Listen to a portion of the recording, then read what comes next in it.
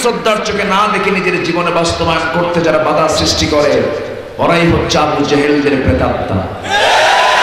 এমন প্রেতাত্মা আছে না নাই? হকের কথা বলে যাব, হকের পক্ষে থেকে যাব, প্রয়োজনে কল্লা দেব, আল্লাহ ছাড়বো না, ঈমান ছাড়বো না।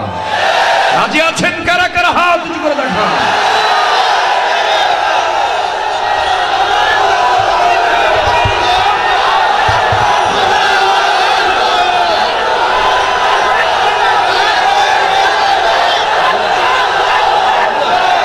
মানুষের কি ধারণা, মানুষের কি এমন চিন্তা ভিতরে কাজ করে যে ঈমান এনেছি, এতটুকু শব্দ বললাম আর আমি তাকে এমনি এমনি ছেড়ে দেব? অবশ্যই আমি তাকে পরীক্ষা করব। কত টাকা? কে বলেছেন? আল্লাহ পরীক্ষা করেছেন ইউসুফ আলাইহিস সালামকে। এমন পরীক্ষায় ফেলে দিলেন, কোনো দোষ তার ছিল না। বাবা থেকে বিচ্ছিন্ন হয়ে পড়লেন ছোটবেলায়, শেষ পর্যন্ত জুলাইখার খপ্পরে পড়ে সম্পূর্ণ নির্দোষ ইউসুফ আলাইহিস সালামকে মামলা ঠকিয়ে দেওয়া হলো। সেই মামলায় তাকে বলা হলো, ইউসুফ তোমাকে জেলখানায় যেতে হবে। মুস্কি মুস্কি হাসি মেরে বললেন, আহাব্বু ইলাইয়া, আমার কাছে জেলখানায় প্রিয়। কেন প্রিয়? জুলাইখার ডিস্টার্ব নাই। আল্লাহু আকবার বলবেন। আমি জেলখানায় গেলে তো অন্তত জুলাইখার অত্যাচার থেকে বাঁচব। আল্লাহু আকবার।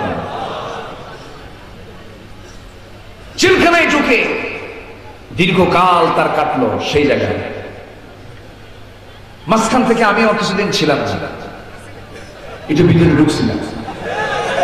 এই নবীদের সুন্নতের একটা কাম বাদ ছিল। সম্মানিত ভাই সব, ইউসুফ আলাইহিস সালাম জেলখানার ভিতরে থেকে তিনি তার বন্ধুদেরকে, কারাবন্ধুদেরকে ডাক দিয়ে এরকম করে ডাক দিতেন, ইয়া সাহিবাই সিজন, হে আমার কারাবন্ধুরা, ইয়া সাহিবাই সিজন।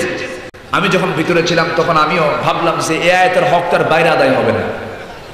আমিও আমার যারা বন্ধুর সাথে ছিল ওদেরকে ডাক দিতে লাগলাম, ইয়া সাহিবাই সিজন, হে আমার কারাবন্ধুরা। সম্মানিত ভাইরা, তবে হ্যাঁ, আমাদের দেশে এবং বর্তমান ওয়ার্ল্ডের যে জেলখানা সবই আছে।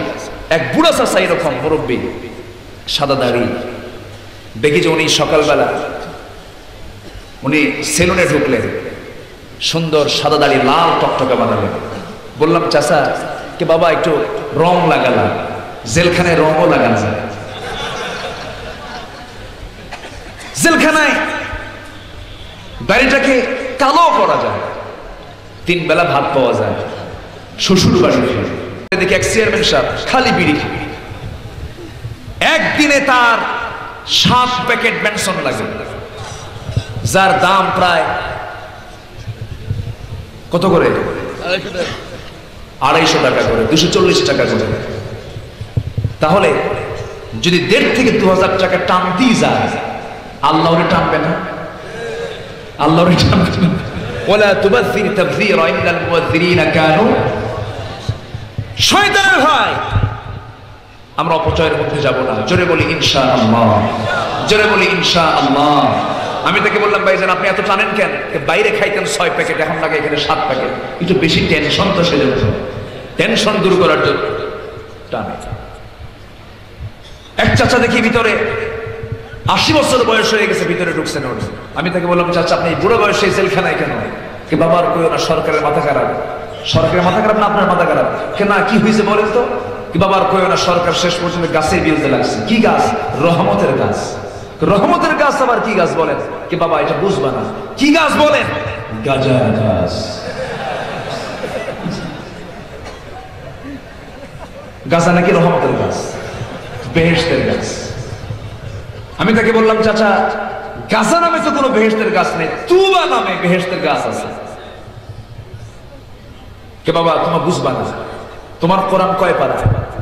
আমার কয়। আমি বললাম, তোমার কোরআন কেন? সবার কোরআনই তো 30 পারা।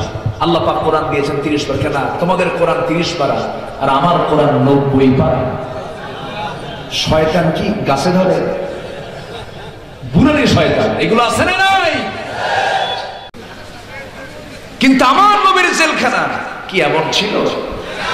আস্তে কবেন এমন ছিল। আমার নবীর জেলখানা কেমন ছিল, আল্লাহু আকবার। আমার নবীজির জেলখানাটা ছিল এমন পরীক্ষা আমার রাসূল দিয়েছিলেন। 3.5 বছর জেলখানার মধ্যে কাটালেন, পরিবার সহ কাটালেন। মেয়ে ফাতিমাও ছিলেন 3.5 বছরের সেই জেলখানার ভিতরে। আমার নবীজির ইন্তেকালের বছরে ফাতিমা রাদিয়াল্লাহু তাআলা আনহা দুনিয়া থেকে অল্প বয়সে বিদায় নিলেন। কেন, কি জন্য বিদায় নিলেন? ওই শিবে আবু তালিবে যে 3 বছর 3.5 বছর কাটিয়েছিলেন, খাবার পান নাই, নারীগুলো শুকিয়ে গেছে, বিভিন্ন রোগে আক্রান্ত হয়ে ফাতিমা দুনিয়া থেকে অল্প বয়সে বিদায় নিয়েছেন। অল্প বয়সে তিনি বিদায় নিয়েছেন। সাহাবায়ে কেরাম খাবার পান নাই, জেলখানার ভিতরে খাবার না পেয়ে অস্থির হয়ে ক্ষুধার যন্ত্রণা মেটানোর জন্য দৌড় মেরে বাবলা গাছের কাছে চলে গেছেন। বাবলা গাছের ছাল টান মেরে ছিঁড়ে নিয়ে যখন মুখের মধ্যে দিতে নিয়েছেন, রস চাবায়া চাবায়া খাবেন, বাবলা গাছের চিকন চিকন কাটা ঠোঁটের মধ্যে ঢুকে ঠোঁট দিয়ে রক্ত বের হওয়া শুরু হয়ে গেছে। খাওয়া বন্ধ হয়ে গেছে, খাওয়া হয় নাই।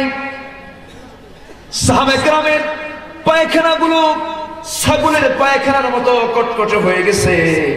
এতগুলো কষ্ট স্বীকার করেছেন, এত কষ্ট সহ্য করার পরও তারা বলেছেন দুনিয়ার সব ছাড়বো কিন্তু আল্লাহর পথ ছাড়বো না। সবাইকে পরীক্ষা দিতে রাজি আছি, সবাইকে পরীক্ষা দিতে রাজি আছি। আমার ভাইরা, কি না জানেন ইতিহাস, আমার নবীজি মক্কার মাটিতে যখন এই হকের দাওয়াত দিতে গেলেন, তিনি কি ফুল সজ্জা পেয়েছেন না কাঁটা পেয়েছেন?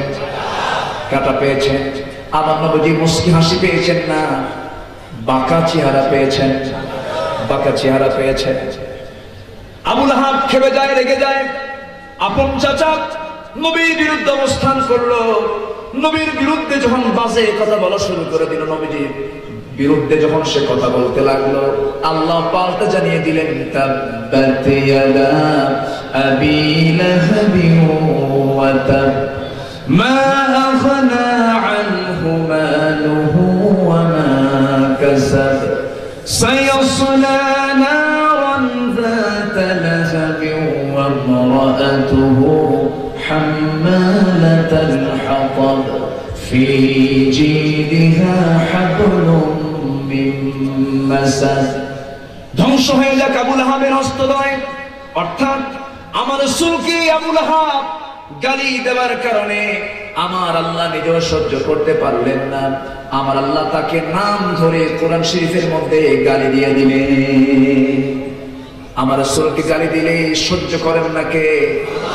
কিন্তু আমার দেশের রাসূলকে গালি দেওয়ার লোক আছে না? আমরা সহ্য করেই যাচ্ছি। হৃদয়ের গভীরে রেখেছি যারে, হৃদয়ের গভীরে রেখেছি যারে, দয়াল নবীরে আমার প্রাণের নবীরে, দয়াল নবীরে আমার প্রাণের নবীরে, হৃদয়ের গভীরে রেখেছি যারে, হৃদয়ের গভীরে রেখেছি যারে, দয়াল নবীরে আমার প্রাণের নবীরে, দয়াল নবীরে আমার প্রাণের নবীরে।